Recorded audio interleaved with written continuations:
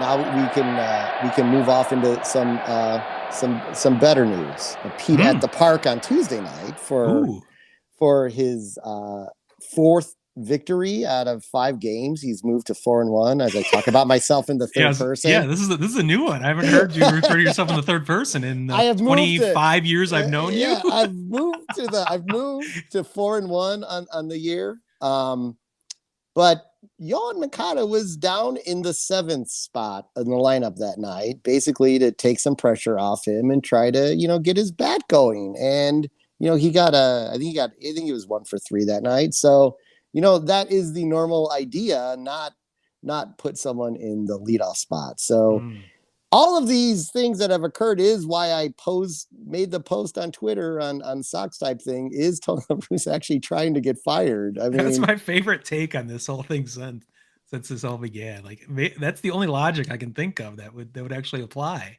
Yeah, I mean, this is unbelievable. But Tuesday night was a fun night at the park.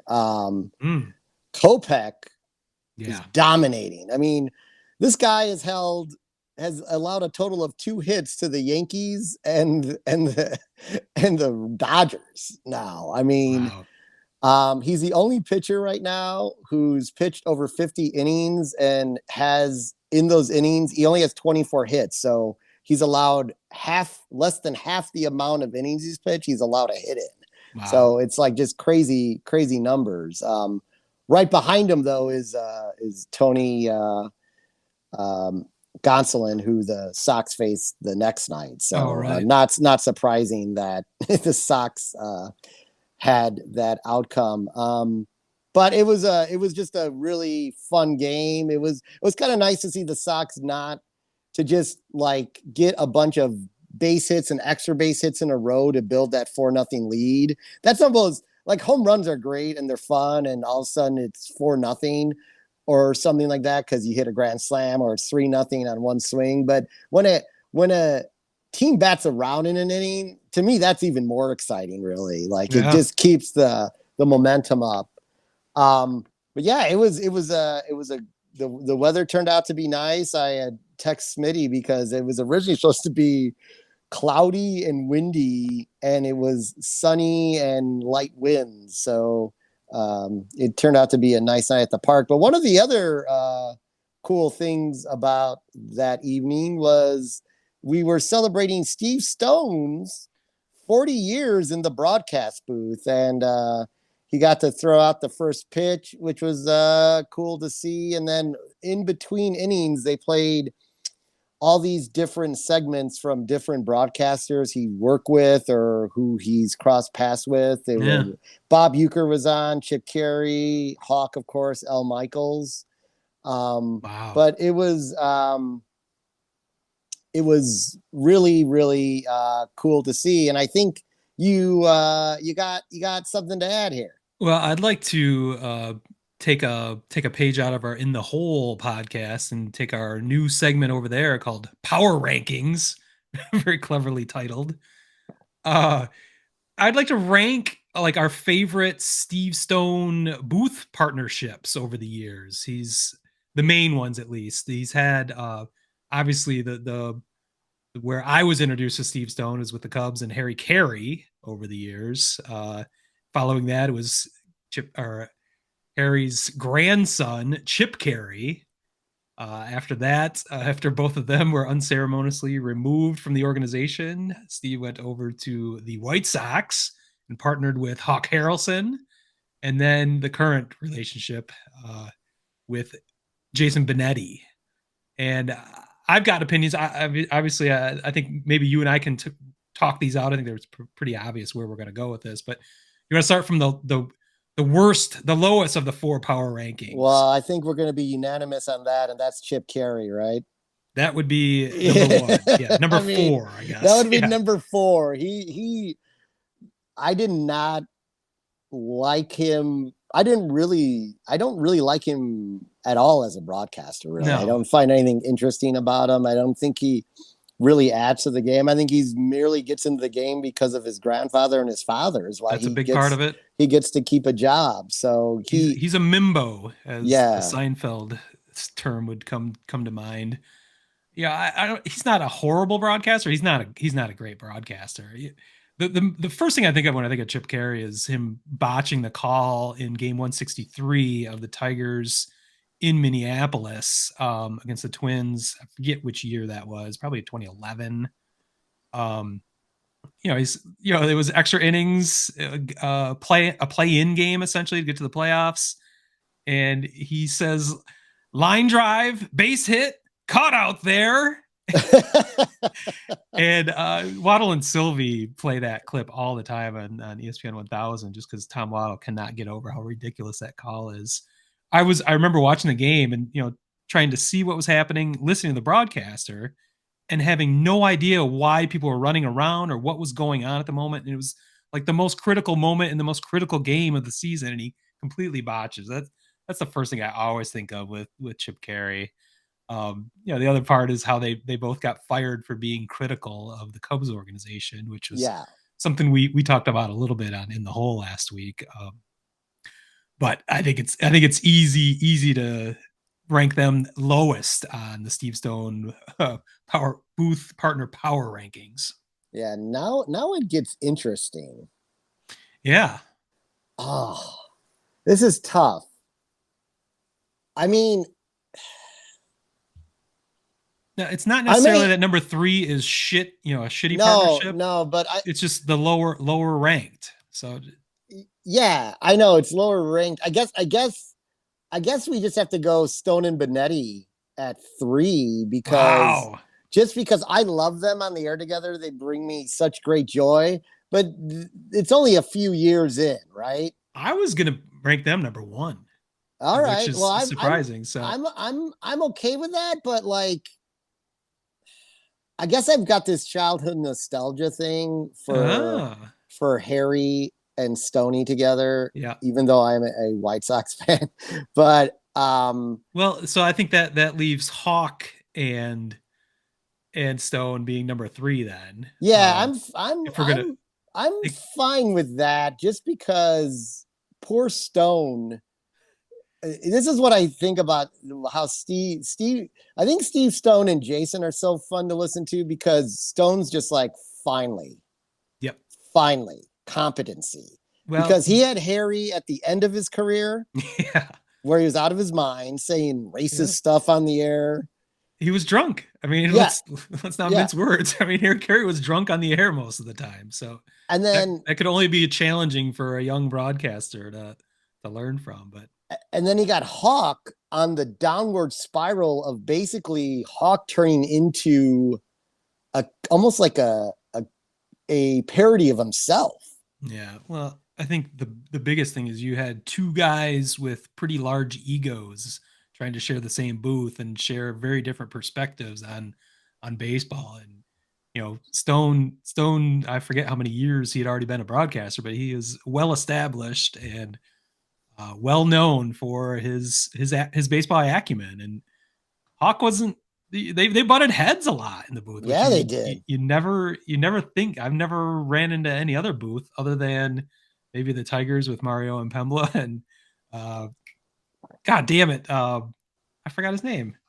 The color commentator for the Tigers who actually got into fisticuffs in Sox Park and actually had led to their release from the Tigers broadcast booth. But so that's the only other confrontation I can imagine along those lines. But I think it was just a battle of egos, and it was an uncomfortable listen at times. I've never liked Hawk. I've always liked Stone, so I was always on Stone's side of things. But it was just kind of a tough listen at times. I mean, sometimes there was nothing to listen to. Yeah. I mean, that was our joke. We used to make fun. That's right. We used to make fun. I think we used to do it in writing, folks, or tweeting, or posting on Facebook in the early days before we started this podcast. We would like randomly, when it gets silent, we might just like do a quick post on Facebook when that's all we were using. I'd just be like, are the mics working on the Sox game and things like that? Because when something went bad for Hawk, but when something didn't go the way he liked it, he was kind of very much a baby about it and would become really quiet in the booth. And while that may lend itself fine during a tennis match or in a golf commentary, it does not for baseball. You don't expect to turn on the broadcast and be like, "Is everything okay?" Well, everything was not okay. There was some serious tension. By the way, it's Rod Allen. I was trying to think. Oh yeah, Rod Allen. That's who. Yeah, that's who it was. So I think we've got Hawk at number 3. So I think number 2 and number 1. I think we're gonna split on this. I'm putting Harry at number 2. Although that is my introduction to Cubs baseball. That is many people's introduction of our age. I of course grew up a Tigers fan, moved to Chicago in 1997 when I was 24 years old, and went to a Cubs game 1 month into my tenure in Chicago and started watching. I had seen plenty of games on WGN, but really didn't pay too much attention. But they became my second favorite team after my Tigers. But a lot of that was the fun of the Harry Caray Steve Stone combination. Harry Caray's the large personality, one of the largest personalities in baseball history. Yeah, he was very short. Yes, and coupled that with the extreme baseball acumen of one Steve Stone. It was a great combination to be indoctrinated into Chicago baseball. It was fabulous. Yeah, and I'm surprised that you're so positive about it. I think you're being generous, and I think pretty realistic on what a great combo is. Even though I know how much you hate the Cubs.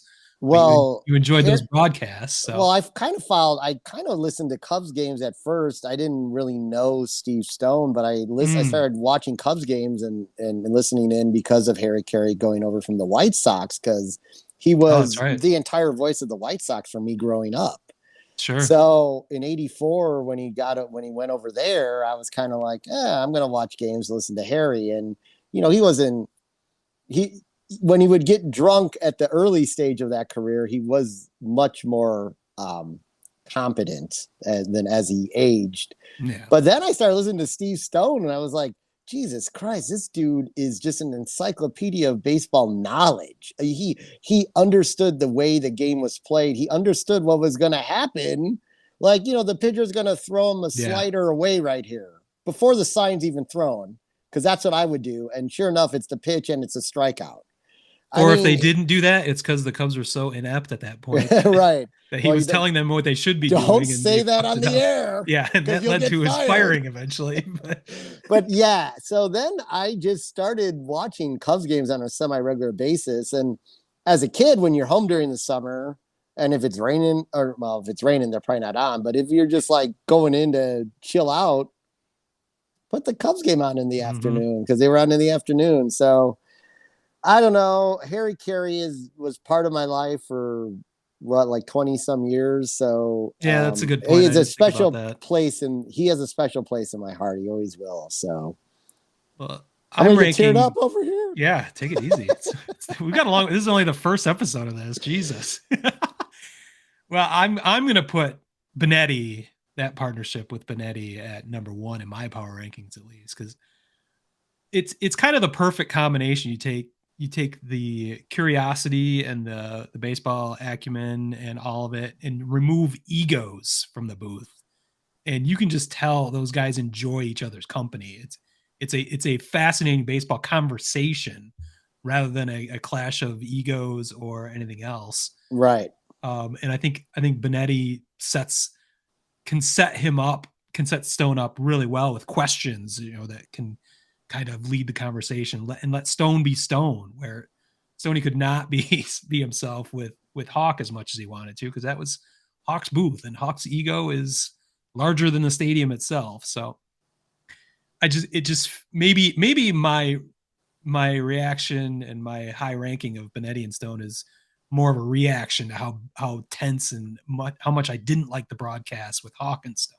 Well, I could see that. I mean, I think that's part of everyone's reaction, but Benetti's got he's got a good voice too. He's got that TV voice, and he's a lifelong Sox fan, so that also like adds to it, because he can bring his knowledge of what he grew up watching too when it comes to those moments in the game. But you could tell he loved listening to Stone too before getting to be his partner. Oh, yeah. There's a lot of admiration there. So yeah, they have fun together. And I don't know if you watched the broadcast the other night when White Sox Charities was in. I did actually, yeah. And there's going to be I saw the shirts posted on Twitter. You can buy a Steve Stone fan club or a Jason Benetti fan club t-shirt. Yeah. They're pretty funny. So, I mean, definitely much, I don't know if people are going out of their way to watch a White Sox game because of Stone and Benetti, but they're not watching White Sox games because of Stone and Benetti. Like they would avoid. Yeah. I mean, there were people who would say they would actually turn on the radio broadcast sound for a White Sox game, which to me, to listen to DJ and Ed Farmer, who was well past his prime, the late Ed Farmer, but during his prime was great on the radio, but they would turn that on versus Hawk. So, well, I can say, I think Benetti and Stone are definitely a reason to turn on a baseball broadcast. I have done that even as much as I can't stand the White Sox. I know. I always feel like you're like, all of a sudden I'm like, why is he telling me about the game? Of course I'm watching it. What's he doing? I could do without Benetti's, just incessant stream of dad jokes. But other than that, I'm going to rank them number one. All right. So that's a fun little power ranking. That's right. So since we are still in the realm of my visit to the ballpark on Tuesday, I will tell you there will not be a new ballpark food frenzy because I just went with a classic dog with onions. So I really not even the Polish. No, I didn't go Polish because we had we have some spicy Polishes we keep on hand here at the house. So I just had those a few nights earlier. Oh boy. So I just went hot dog with. It was so good. I mean, it's easily a 9 to 10, no doubt about it. So we're doing a food frenzy. But anyway, that's why there won't be but I plan on getting the smoked wings on my next visit or the smoked brisket. I'm not sure which one, but it'll be a new one. Are those both new for 2022? Well, the definitely the wings are. I'm not sure about the brisket, but they are smoked in-house. They have a smoker there that allegedly they show up early in the morning and start smoking the meat on a daily basis.